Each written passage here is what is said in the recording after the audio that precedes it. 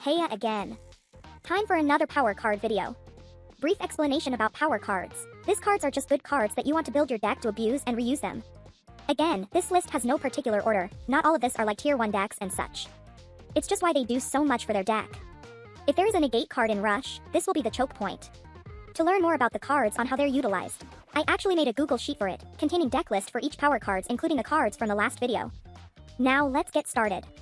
First card would be Royal Rebel's Echo. With enough GY setup, you can personalize your hand on the situation in a Fiend deck. It's basically the best toolbox option for Fiend. The one holding it back though is that the Royal Rebel boss have a hard cost to use their effect. The potential of this card is absurd when we get more Fiends.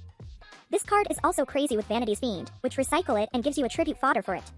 Other important toolbox target are Doom Metal for field wipe, Heavy Metal for easier removal, Rogue Archfiend for destruction trap immunity, Embryonic Dark Ruler for more chance to draw Vanity's Fiend, Machu Garzit for trying to get over max stat, it's also Echo Revival target, Shadow Buyer or Phaser for manipulating the level requirement for Royal Rebel cards easier. There are a lot more targets, you just have to search the Fiends yourself. Next would be Romanpick. Once your LP is lower, this card is another toolbox card that can basically add any Psychic on GY, assuming you mill a Psychic from the activation. It's an easy +1. Not just that, but it can even add a second copy and potentially combo off with just one starting Romanpick. A nice tip, if you manage to get a second Romanpick, you could tribute one of it, so the second activation can recover the previous copy. A good tribute for the deck is Can Ready, which allows you to also bounce the Romanpick to use the effect more. The restriction is pretty harsh though. Another good tribute is Bandy Joe. Getting a lot of plus will allow her to get high attack boost.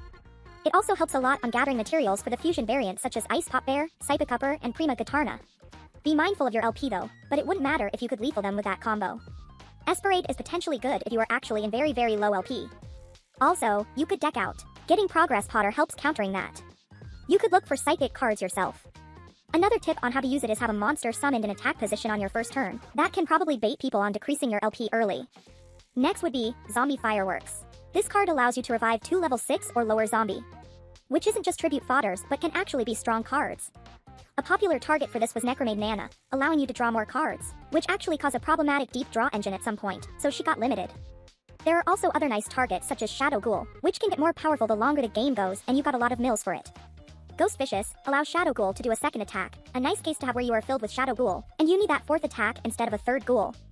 And if you couldn't get those, you could still revive Celestial Severance. Don't forget the restriction of being forced to attack with only zombies. Has high potential when we get more zombie cards. Now gotta put something funny, but kinda strong. Cat Claw Girl, with proper setup, this card can recover the fusion material and the fusion spell by herself. The fusion she makes are Star Cat Strania is attack decreaser and potential back row removal, which I say, honestly hard to use, but having it early is nice. And Star Cat Dystronia, which easily can summon 2 beater with at least 3600 attack. The total direct damage you could do if they manage to get a clean direct attack would be 10,100, can even push lethal on attack position monsters. The deck would require a lot of 200 death though, it doesn't have to be beast. Have to remind also, Cat Claw Girl is a warrior and the fusions are beast warrior. Beast support like Flap Pun and Behemoth King of all animals don't work with it. Just don't get Radiant Mirror forced. That power just came from just one card though. Going back to the toolbox power cards, Sensor Duckbuill allows you to recover a high level Thunder. This card can recover cards that is considered power cards as well such as Thunderbolt and Creator, which has a loop that can bounce all set cards with Can Melody. I'll put an unlisted video on me doing the loop for convenience sake. There's also the upcoming new card, Zabward the Thunder Monarch, which is a nice monster pop effect. There's also Trigger Drago, which is also a decent target, it doesn't always have to be legend cards. Gives 300 boost enough to hit Lurker, and even get Pierce sometimes. I'm gonna put an extra one from the new cards. 7's Wonder Fusion, with the GY setup you could easily make a fusion card in just one activation. It is similar to Secret Order. Getting a strong body in one spell activation is just a good payoff. The fusion targets would be 7's Chariot, with the ability to protect it with card effect destruction like Secret Order and can pop monsters. The issue with it is running multiple high levels for the material, which can be mitigated by having 7 treasures. 7's Paladin is convenient to use. The Roadstar is a low level so it's easy to just have it in GY. And the boosts don't require heavy deck investment. There's also the other effect which is just, draw a card. Transform Road Raynak works similar to 7's Paladin, for having a low level for the requirement. Has similar effect that includes a revive of even Galactica Oblivion. Kinda need to play Galaxy Engine though so the revive don't whiff. Master of 7's Road needs a lot of Dark Caster, but the boost is continuous and has nice built-in Pierce. Funny thing is it's a spellcaster, so you could bounce it with 7's Road Enchanter. 7's Gias splashes nicely on those Dragoncaster deck, or just play a non-caster variant to get a lot of boost. Having multiple attack plus boosted attack is pretty strong.